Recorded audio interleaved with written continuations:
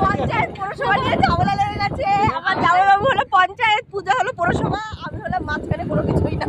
ও জামাইবাবু থেকে কিছু বলছে না গাই, পৌরসভা ঠিক আছে। হ্যাঁ জায়গা কিছু কথা বলো কি, আমরা পাট্টা আছে আমরা ট্যাক্স দিই, আমরা ট্যাক্স দিই, আমরা ট্যাক্স দিই তো। বিশাল ঝামেলা লেগে গেছে পঞ্চায়েত আর পৌরসভা। সবই দেবে, যখন দেবে তখন দেখবা আর বলবা কি সরকারি ঘর দিলে দেখবে চলবে, লুচির মতো খুলবে অবশ্যই। আচ্ছা পঞ্চায়েত আর পৌরসভা টিকা দেয়,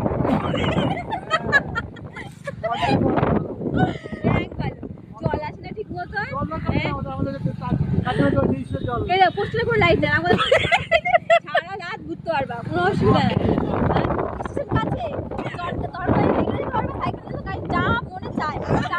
বাজার যেই বাজার যাওয়া ইচ্ছা তোমার মনে যা চাইবে, সামনে হসপিটাল, সামনে স্কুল, সবকিছু কলেজ, সবকিছু আছে আমার চাইলে আমাদের বাড়ির সামনেও তো স্কুল, প্রাইমারি স্কুল।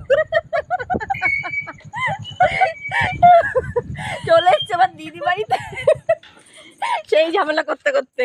নাম শিবা কোথায়? হ্যাঁ উল্টা আরেকজন কই রে? আমরা থাকি পৌরসভা, দাদাকে পঞ্চায়েত, আমাদের সাথে পারে তবু ঝগড়া করছে। হ্যাঁ ঝগড়া হয়ে গেল, বিশাল বড় ঝামেলা হয়ে গেছে। তাড়াতাড়ি আয়, আরে ঝামেলা বন্ধ করো। কি অবস্থা, কি ঝামেলা কি বলবো আর। তো রাস্তা ঘুরে যাস না পঞ্চায়েতে ঢুকলে।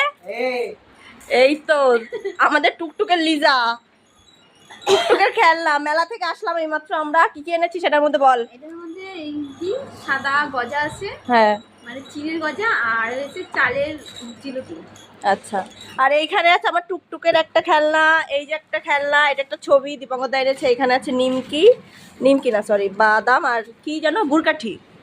আচ্ছা, আর এইখানে কানখোচানি, মেলায় গিয়ে কে যে কানখোচানি কেনে আমি বুঝি না, তো এই যে কিনে নিয়ে এসছে। এর মধ্যে ক্লিপ আছে, গলার হার আছে, আর আমাদের শিবা ওই যে আয়নার সামনে গিয়ে মডেলিং করছে। তুই দেখ একটু, আমরা মেয়ে হয়ে মানে আয়নার সামনে প্রথমে গিয়ে যাইনি, প্রথমে বসে পড়েছি, আর ও আয়নার সামনে গিয়ে শুরু করে দিয়েছে মডেলিং। এখন পূজা যাচ্ছে মডেলিং করতে। ফ্রিজের জল খেতে হবে? আচ্ছা বলছি, আসুক আমার দিদি। লিজা, ও লিজা, লিজা লিজা লিজা লিজা, এই তো